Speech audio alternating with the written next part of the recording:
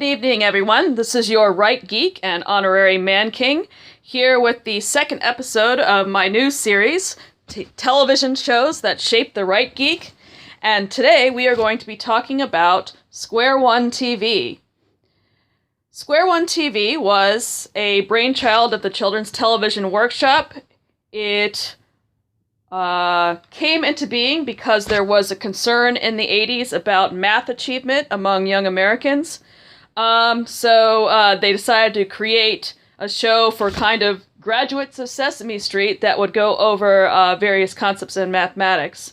It originally aired on PBS on weekday afternoons, Monday through Friday, 1987 to 1992. But we had reruns that continued off and on until the early 2000s. So if you were in elementary school any time between 1987 and the early 2000s, you were probably exposed to the show at some point. They even had a classroom version that they made, so probably a math teacher may have played some parts of this show in your classroom. So if you were an 80s or a 90s kid, you might remember this.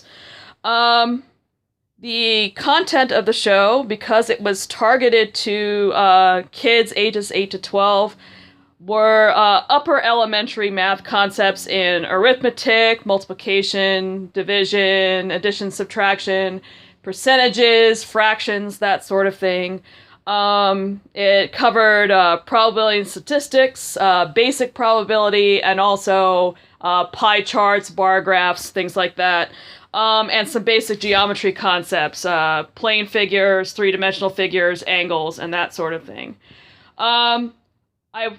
Speaking as someone who is a math tutor, I wouldn't say that the curriculum that was covered in Square One was necessarily all that coherent. It was basically giving the young viewer a taste of many different things in upper elementary mathematics. But I think what it did provide for the young viewer was many demonstrations of how problem solving is best done. That was probably the show's principal. That I think was the show's principal emphasis. So went over it, basically modeled through the stories and the different sketches that were told how one goes about solving problems in an effective way. So it would talk about making sure you're able to state what you know, talking about understanding what is your goal, what are you trying to find out, understanding ways that you can organize your information so you don't get confused, ways that you can recognize patterns, ways that you can recognize and correct errors. And there was also an element of the show that attempted to emphasize that yes, you are going to use math in real life. It is important. You do need to learn it. And they would do that by having people in various occupations come on the show and talk about how they use math in their occupations. The structure of the show was basically a series of sketches or songs or game shows that would each focus on one particular concept. So we had some of the ones that were repeating segments that showed up in many episodes of the show. We had Math Man, which was this kind of Pac-Man sort of thing, where he would boop boop along the game board, and each time you had a Math Man game, the Math Man would be asked to find, say, factors of a number or multiples of a number, or he'd be asked to complete an inequality correctly, and if he would have to eat the answers that were correct and not eat the answers that were wrong, and if he ever made a mistake, there was this little tornado thing that would come and would eat him, and he would lose the game if he made a mistake. You also had Dirk Niblick of the Math Brigade, which was an animated segment in which the main characters would solve math-related problems. They often involved, some businessman trying to cheat the characters out of their money, and then Dirk Niblick would come along and help them understand why they were being cheated. And so they would cover math concepts that way. Then you also had a segment that talked about recognizing common mistakes in mathematics. This was the oops segment. So the announcer would come on and say, oops, brought to you by erasers. Don't make a mistake without one. And then usually you would see somebody making a very common arithmetic mistake, like not borrowing correctly or not lining up the decimal points correctly. And then they would say, and because of that little mistake, look at what happened. And then there would be like this newsreel footage of a bridge falling down or planes falling apart or something like that. But the point of that, obviously, was to point common errors out to kids so that they'll be able to recognize them. There were also a lot of game show segments, like But Who's Counting or But Who's Multiplying, which would focus on the math facts, like the multiplication tables or the addition and subtraction tables, and also concepts having to do with the place value of numbers. Like sometimes they would have a game where they would spin the wheel and the object of the game was to arrange the digits in such a way that you could get the biggest number possible. So that was basically intended to go over how place value worked. And then you had usually in every episode, you had at least one song. And a lot of these songs ended up being rather catchy to the point that I still remember some of them today.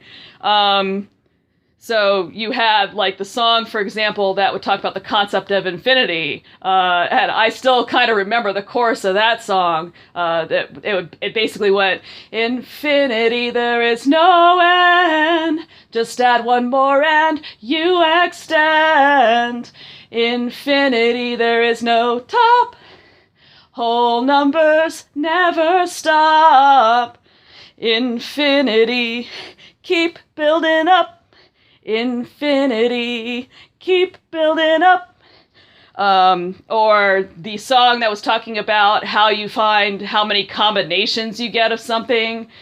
So that I remember the chorus of that one too was use combinatorics, a faster way to count.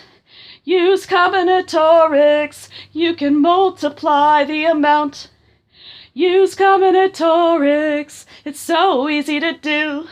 Use combinatorics when you need it, let the numbers work for you.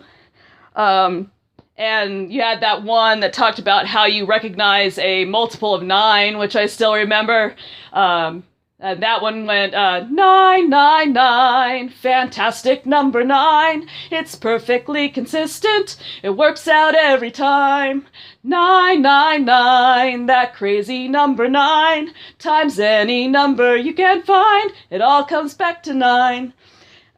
So they had a whole bunch of songs that were extremely memorable and I actually still sing these at work when I'm math tutoring sometimes, and then the kids look at me like, okay, boomer, and then I look at them and say, okay, zoomer, you are really deprived for not having this show in your life. Then there were other kinds of,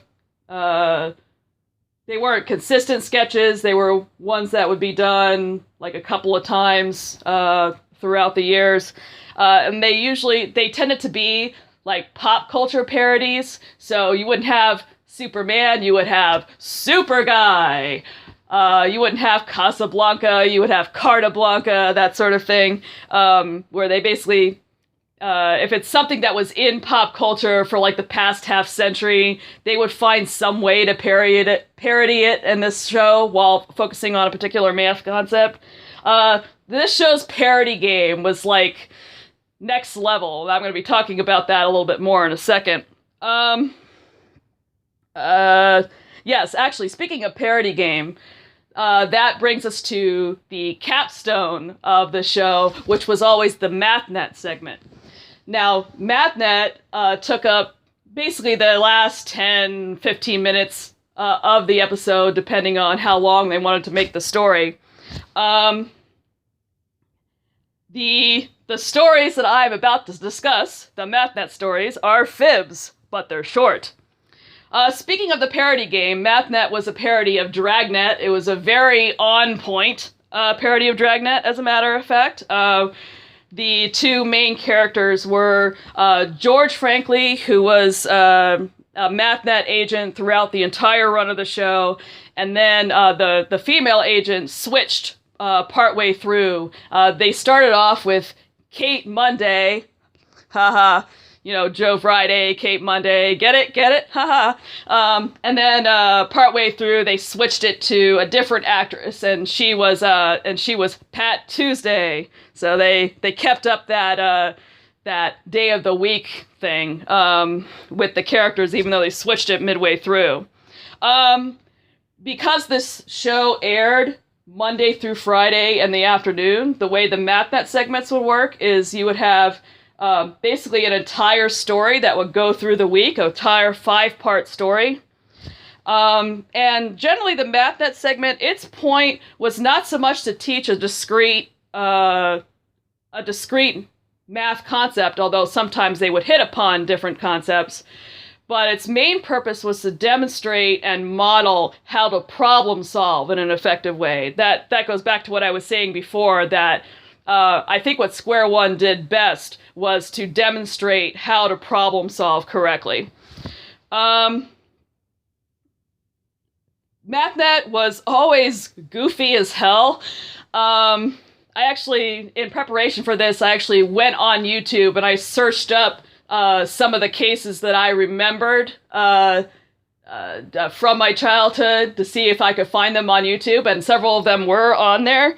So I rewatched them to see how well my memory held up, and yeah, they're still goofy as hell. A lot of the characters would be given these completely nonsense names.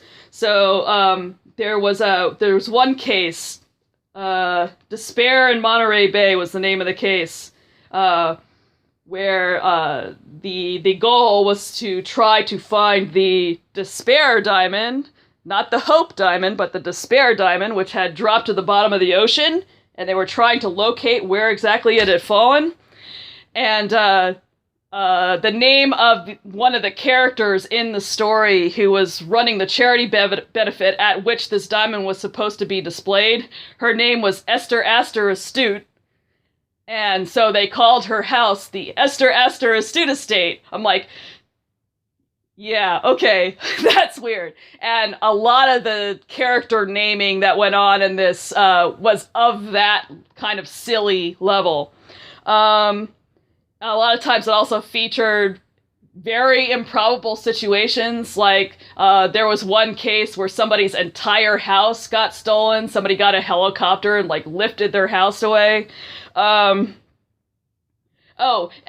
the agents, they were theoretically cops, but instead of carrying guns in their holsters, they carried calculators. And every time they left to pursue some aspect of the case, they would whip the calculators out and tap on the keys of the calculator like they were getting ready to go.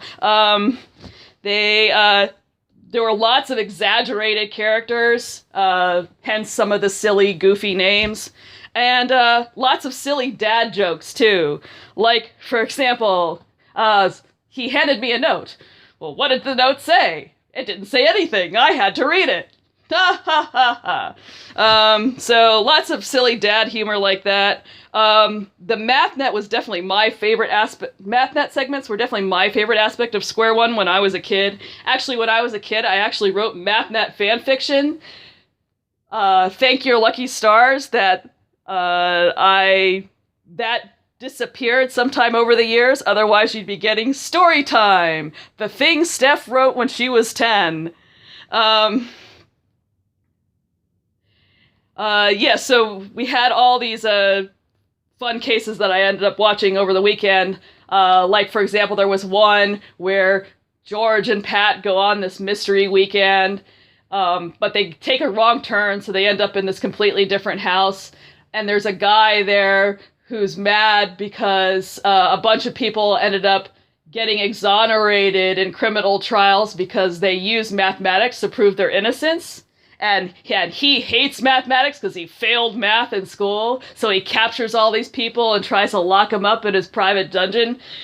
So we have that. That was a pretty fun one. There was another one where George Frankly actually gets what's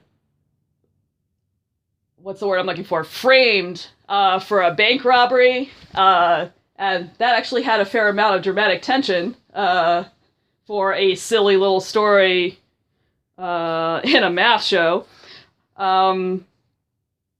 So that one was pretty fun too. I love how that ends, where the guy who frames him tries to, pretend to be him and say, I really did do it, and you should arrest me and throw me in jail. And then they realize that Kate Monday and the other members of MathNet realizes this is not the real guy, and they jump up and yell, "That is not the real George Frankly!" And then the real guy comes in his boxers with hearts on them because he got captured and locked in a closet. It's pretty good. It's definitely goofy and not. It's silly Billy, but it's the kind of silly Billy that at least when I was 10, I actually really enjoyed it. As I said, it was my favorite aspect of Square One. I was very, very into it. So, let me ask you, 80s and 90s kids, do you remember this show? If you do, please comment below. Thank you for listening, and I will talk to you on Thursday night.